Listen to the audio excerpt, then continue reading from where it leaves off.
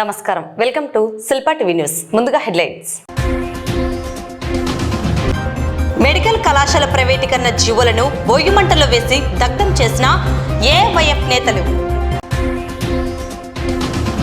స్వచ్ఛ నంద్యాలగా తీర్చిదిద్దేందుకు పట్టణాన్ని పరిశుభ్రంగా ఉంచేందుకు ప్రజలు సహకరించాలని కోరిన మున్సిపల్ కమిషనర్ శేషన్న మున్సిపల్ అధికారులు వీధి కుక్కల బెడద నుండి ప్రజలను కాపాడాలని కోరిన వైసీపీ నాయకుడు లక్ష్మీనారాయణ సంజీవనగర్ రామాలయంలో వెలిసిన శ్రీ లక్ష్మీ వెంకటేశ్వర స్వామి దేవాలయంలో వైభవంగా గోదాదేవి రంగనాథుల కళ్యాణోత్సవం. సంక్రాంతి పండుగ సందర్భంగా ప్రైవేట్ బస్సులు అధిక ఛార్జీలు వసూలు చేస్తే కఠిన చర్యలు తీసుకుంటామన్న జిల్లా రవాణా శాఖ అధికారి.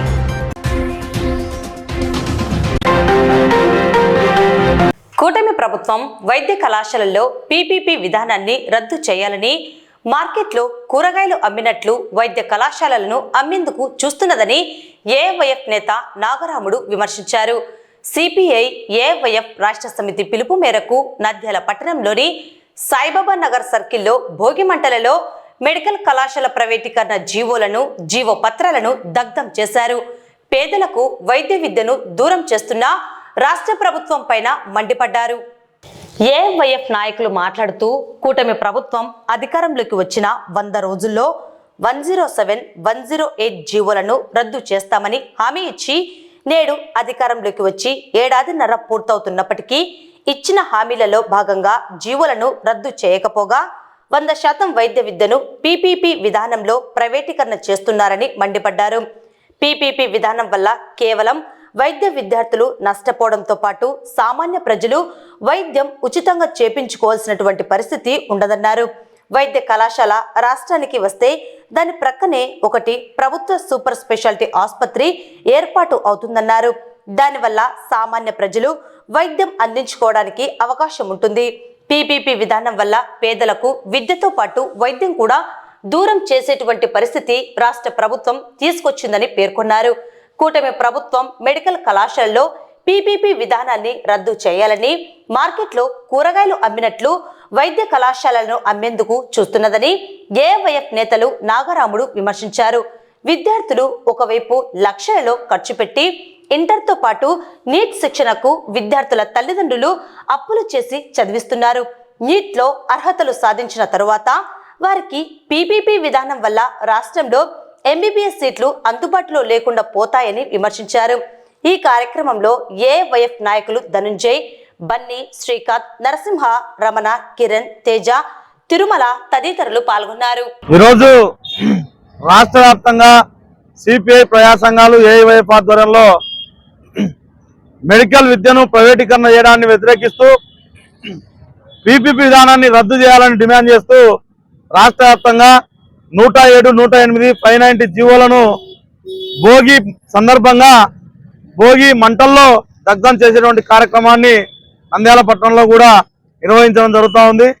రాష్ట్రంలో అమరావతిలో కూర్చొని నారా చంద్రబాబు నాయుడు, లోకేష్ గారు తండ్రి కొడుకులు ఇద్దరు కలిసి పనికిమాలిన జీవోలు తీసుకొని వచ్చి ప్రజలకు మెడికల్ విద్యను పేద విద్యార్థులకు అందనీయకుండా చేస్తున్నటువంటి దుర్మార్గమైన చర్యలు చేస్తూ ఉంటే ఈరోజు వైద్య శాఖ మంత్రి సత్యకుమార్ గారు ధర్మవరంలో మీ ఇంట్లో పడుకొని నిద్రపోతున్నారని చెప్పి ప్రశ్నిస్తా ఉన్నాం. అంతేకాకుండా ఈ రాష్ట్రంలో పీపీపీ విధానం పేరుతో మెడికల్ విద్యను ప్రైవేటీకరణ చేస్తున్నటువంటి సందర్భంలో ప్రతిపక్ష నాయకుడు ఉన్నటువంటి జగన్మోహన్ రెడ్డి ఒక్క పిలుపునిస్తే టెండర్లకు రాకుండా ఈ పీపీపీ విధానానికి వ్యతిరేకంగా ఉన్నటువంటి మీ టెండర్లు వేసేటువంటి వాళ్ళు చంద్రబాబు నాయుడు ప్రభుత్వం ఈరోజు ప్రతిపక్షాలకే భయపడిపోతున్నటువంటి పరిస్థితిలో ఉంది. కాబట్టి పేద మధ్యతరగతి బడుగు బలహీన వర్గాల వైద్య విద్యను చదివేటువంటి విద్యార్థులకు ఈరోజు వైద్య విద్యను దూరం చేసేటువంటి కుట్రలను సిపిఐ ప్రజా సంఘాలు ఏవైపుగా తిప్పికొడతాం. ఈరోజు సంక్రాంతి కానుక లేదు, ప్రజా వ్యతిరేక పాలన నిర్వహిస్తా ఉన్నారు. కాబట్టి విద్యా, వైద్యం, ఉపాధి హక్కులను కాల రాస్తున్నటువంటి ప్రజా వ్యతిరేక పాలన కొనసాగిస్తున్నటువంటి కూటమి ప్రభుత్వం త్వరలోనే ఇంటికి పోవడం ఖాయమని చెప్పి హెచ్చరిస్తా ఉన్నాం. కాబట్టి తక్షణమే మెడికల్ విద్య ప్రైవేటీకరణ ఆపాలి. రాష్ట్ర వ్యాప్తంగా ఖాళీ ఉన్నటువంటి ఉద్యోగ పోస్టులు భర్తీ చేయాలి, నిరుద్యోగ వృత్తి ఇవ్వాలి. వీటన్నిటిపైన కూడా ఖచ్చితంగా హామీలు అమలు చేయకపోతే ప్రత్యక్ష ఆందోళన కార్యక్రమాలకు సిద్ధమవుతామని చెప్పి హెచ్చరిస్తా ఉన్నాం. ఈ రోజు కూటమి ప్రభుత్వము అధికార రాంతులకి వాగ్దానాలు చేసి అధికారులు వచ్చిన తర్వాత వాగ్దానం తొంగలో దొక్కించే ప్రయత్నం చేస్తుంది.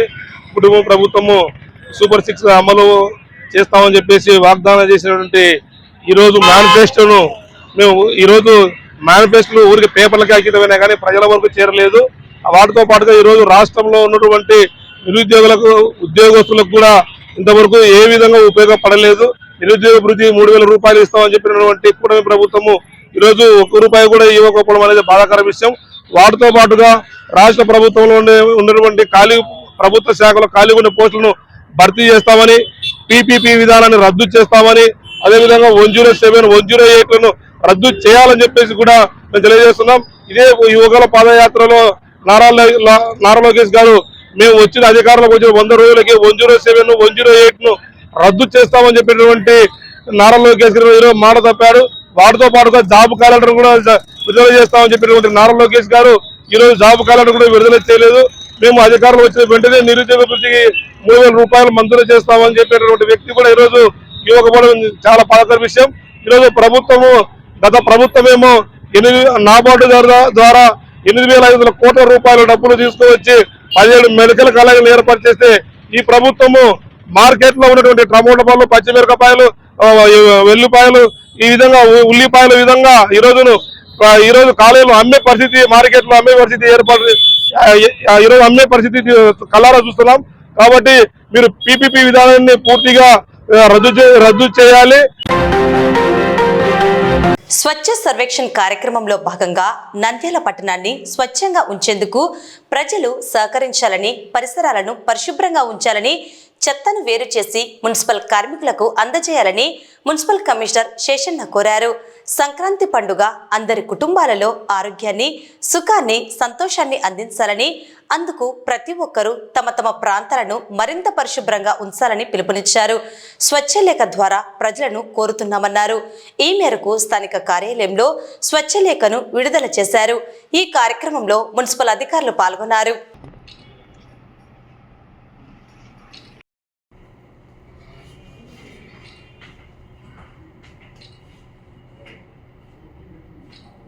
తెలుగు ప్రజలందరికీ కూడా సంక్రాంతి అంటే కనుక ఎంతో ఇష్టమైనటువంటి పండుగ. ఎందుకంటే ఇది ఒక సాంప్రదాయకమైనటువంటి పండుగ. కారణం ఏంటంటే ఈ ప్రాంతం అంతా కూడా వ్యవసాయకమైనటువంటి దేశం, రాష్ట్రం, పట్టణం. సో పంటలన్నీ కూడా చేతికొచ్చి ప్రతి ఇంట్లో ప్రతి వ్యక్తి కూడా సంతోషంతో, ఆనందంతో సంవత్సరంగా కష్టపడి తాను పండించుకున్న పంటలను ఈరోజు చూసుకొని సంతోషించేటువంటి దినం.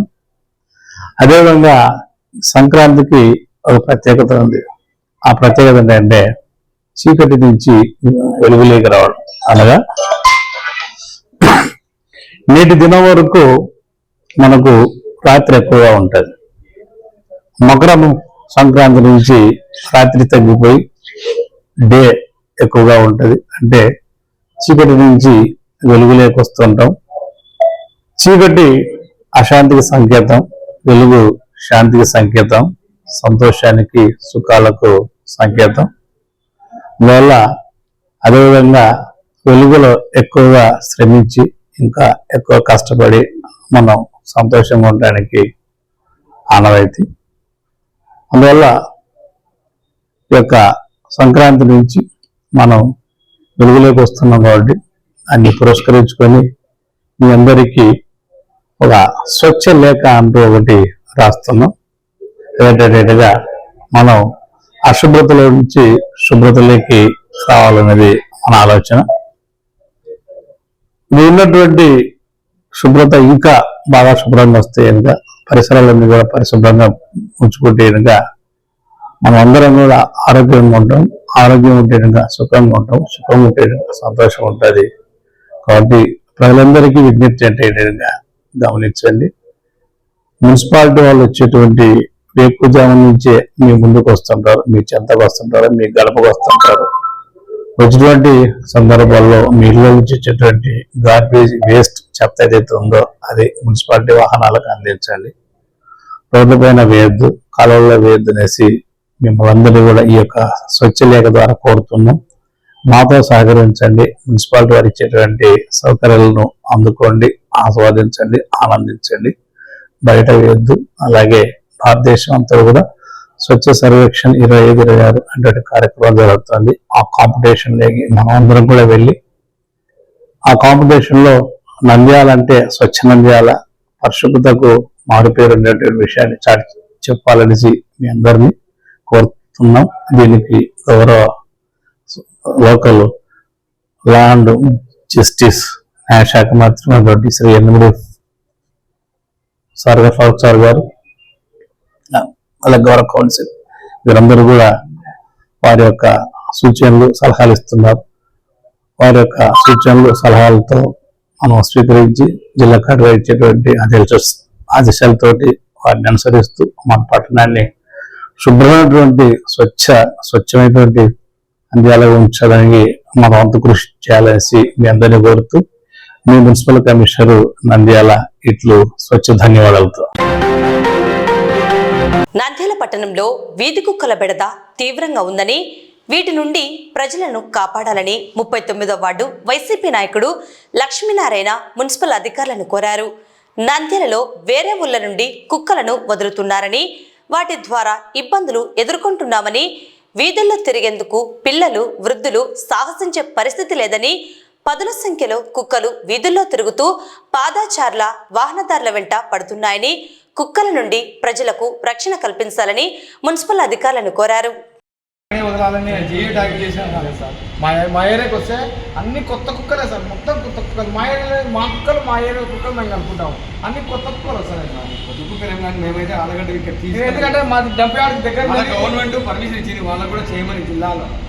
ఆలగడ్డకు ఆ కుక్కకు మనకి చేసాం అలా. నేను అది కనుక్కున్నా సార్. వీళ్ళుండే పట్టిద్దరు చేయకుండా అక్కడ ఎస్పీసీ ఉన్నారు శ్రీనివాసులు, ఆయన ఒక్క కుక్క తక్కువ వచ్చి ఎత్తుకొని పోతున్నారు. కావాలంటే మాది రోజాకుంట 39వ వార్డు. మా ఏరియాలో వచ్చేసి కుక్కలు విపరీతంగా పెరిగిపోయినాయి. ఎక్కడ కుక్కలో తీసుకొని వచ్చి ఆత్మకూరు కుక్కలు, ఆర్లగడ్డ కుక్కలు తీసుకొచ్చి మా వార్డులో ఇడిచిపెట్టిపోతున్నారు. వీళ్ళు తీసుకుపోయి ఆపరేషన్ చేసి, వీళ్ళు ఆపరేషన్ అయితే చేస్తున్నారు. ఆపరేషన్ చేసిన తర్వాత తీసుకుపోయి అక్కడ ఇడ్చకుండా వీళ్ళు తీసుకుపోయి బరువు అయ్యి ఇక్కడనే ఇడిచిపెట్టి వెళ్ళిపోతున్నారు. దానివల్ల కుక్కలు ఎక్కువైనాయి. కొత్త కుక్కలు అవి కనకలేక ఎట్ల వల్ల అర్థం కావడంలే. దానికి ఫుడ్ కూడా లేక ఇబ్బంది పడుతుండే అవి. అట్లా జరుగుతుంది. కుక్కలు విపరీతంగా పెరిగిపోయినాయి. దీళ్లకు తగిన బాధ్యత తీసుకోవాల్సిందని కమిషనర్ గారిని కోరుతున్నాను. నంద్యాల పట్టణం సంజీవనగర్ రామాలయంలో వెలిసిన శ్రీ లక్ష్మీ వెంకటేశ్వర స్వామి దేవాలయంలో భగవత్ సేవా సమాజ్ వారి ఆధ్వర్యంలో గోదాదేవి రంగనాథుల కళ్యాణోత్సవం వైభవంగా నిర్వహించడం జరిగింది. విచ్చేసిన భక్తులకు తీర్థ ప్రసాదాలను అందజేశారు.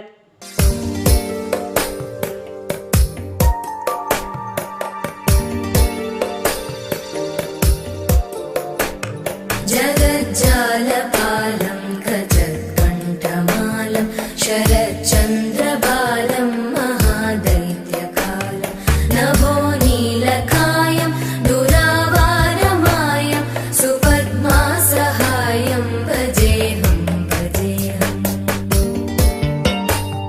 సదాంబోదివాసం గలత్పుష్పహాసం జగత్సన్నివాసం శతాదిత్యభాసం చక్రశస్త్రం లసత్పీతవస్త్రం హసచ్చారువక్రం భజేహం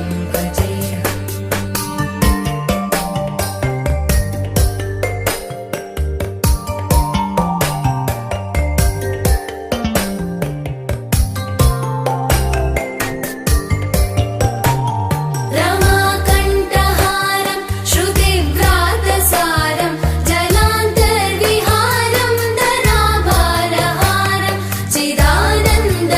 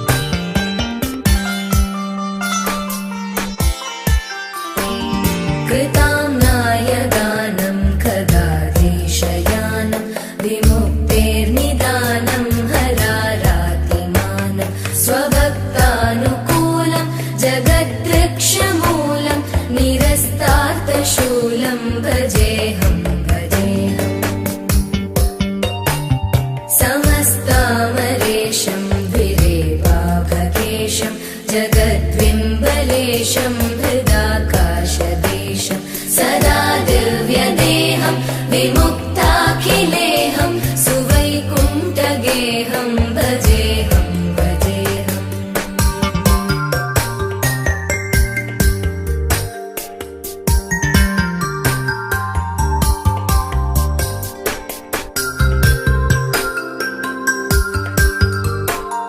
सुराली बलिष्ठं त्रिलोकी वरिष्ठं गुरूणां गरिष्ठं स्वरूपैकनिष्ठं सदा युद्धधीरं महावीरधीरं भवाम्भोधिधीरं भजेऽहं भजेऽहम्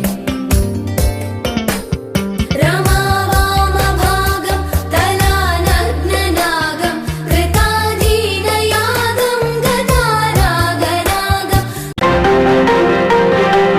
సంక్రాంతి పండుగ సందర్భంగా వివిధ ప్రాంతాలకు వెళ్లే ప్రయాణికుల సంఖ్య భారీగా పెరిగిన నేపథ్యంలో ప్రైవేట్ బస్సులు అధిక ఛార్జీలు వసూలు చేస్తే కఠిన చర్యలు తీసుకుంటున్నామని జిల్లా రవాణా శాఖ అధికారి శివారెడ్డి పేర్కొన్నారు. గత 5 రోజులుగా ఆర్టీజీఎస్ పర్యవేక్షణతో పాటు ప్రత్యేకంగా ఏర్పాటు చేసిన ఫేర్ మానిటరింగ్ టీమ్స్ ద్వారా అన్ని online booking ప్లాట్ఫామ్లు AbhiBus, red bus తదితర యాప్లోని బస్సు ఛార్జీలను నిరంతరం పరిశీలిస్తున్నట్లు పేర్కొన్నారు. అధిక ధరలు వసూలు చేస్తున్నట్లు గుర్తించిన వెంటనే సంబంధిత ప్రైవేట్ బస్సు యజమానులతో అధికారులు సమన్వయం చేసి ఛార్జీలను తక్షణమే తగ్గించి నియంత్రించే చర్యలు తీసుకుంటున్నట్లు తెలిపారు. ఆర్టీసీ నిర్దేశించిన ఛార్జీలపై గరిష్టంగా 50% మాత్రమే అదనంగా వసూలు చేయాలని స్పష్టం చేస్తూ దానికంటే ఎక్కువ ధరకు టికెట్లు విక్రయిస్తే సంబంధిత బస్సు యజమానులపై చట్టపరమైన చర్యలు తీసుకుంటున్నామని పేర్కొన్నారు. ప్రయాణికుల సంక్షేమాన్ని దృష్టిలో ఉంచుకుని రాష్ట్ర వ్యాప్తంగా 24 గంటలు పనిచేసే హెల్ప్ లైన్ నెంబర్ 9281607001ను ఏర్పాటు చేసినట్లు తెలిపారు. బస్సు ఛార్జీలు లేదా ఇతర సమస్యలపై ఫిర్యాదులు అందిన వెంటనే అధికారులు స్పందించి తక్షణ పరిష్కారం అందిస్తారని చెప్పారు. ఈ హెల్ప్ లైన్ నెంబర్ను ప్రతి ప్రైవేట్ బస్సులో తప్పనిసరిగా స్పష్టంగా ప్రదర్శించాలని బస్సు యజమానులకు ఆదేశాలు జారీ చేసినట్లు తెలిపారు. అదేవిధంగా మోటార్ వాహన తనిఖీ అధికారులతో ప్రత్యేక బృందాలు ఏర్పాటు చేసి క్షేత్రస్థాయిలో తనిఖీలు నిర్వహిస్తూ అధిక ఛార్జీలు వసూలు చేస్తున్న ప్రైవేట్ బస్సులపై కేసులు నమోదు చేసి జరిమానాలు విధిస్తున్నట్లు తెలిపారు. గత 5 రోజులుగా జరుగుతున్న ఈ తనిఖీలలో అధిక ఛార్జీలు వసూలు చేసిన బస్సులపై కేసులు నమోదు చేసి పన్ను, పర్మిట్ వంటి ఇతర నిబంధనలు ఉల్లంఘించిన 4 బస్సులపై కేసులు నమోదు చేసి 2,92,000 జరిమానా విధించినట్లు తెలిపారు. ఈ ప్రత్యేక తనిఖీలు మరియు పర్యవేక్షణ ప్రక్రియ జనవరి 18 వరకు కొనసాగుతాయని, పండుగ అనంతరం తిరుగు ప్రయాణాల సమయంలో కూడా ఇదే విధమైన కట్టుదిట్టమైన చర్యలు జరుగుతాయని స్పష్టం చేశారు. వార్తలు ముగించే ముందు ముఖ్యాంశాలు మరోసారి. మెడికల్ కళాశాల ప్రైవేటీకరణ జీవోలను భోగిమంటల్లో వేసి దగ్ధం చేసిన ఏవైఎఫ్ నేతలు. స్వచ్ఛ నంద్యాలగా తీర్చిదిద్దేందుకు పట్టణాన్ని పరిశుభ్రంగా ఉంచేందుకు ప్రజలు సహకరించాలని కోరిన మున్సిపల్ కమిషనర్ శేషన్న. మున్సిపల్ అధికారులు వీధి కుక్కల బెడద నుండి ప్రజలను కాపాడాలని కోరిన వైసీపీ నాయకుడు లక్ష్మీనారాయణ. సంజీవనగర్ రామాలయంలో వెలిసిన శ్రీ లక్ష్మీ వెంకటేశ్వర స్వామి దేవాలయంలో వైభవంగా గోదాదేవి రంగనాథుల కళ్యాణోత్సవం. సంక్రాంతి పండుగ సందర్భంగా ప్రైవేట్ బస్సులు అధిక ఛార్జీలు వసూలు చేస్తే కఠిన చర్యలు తీసుకుంటామన్న జిల్లా రవాణా శాఖ అధికారి. ఈ వార్తలు ఇంతటితో సమాప్తం. నమస్కారం.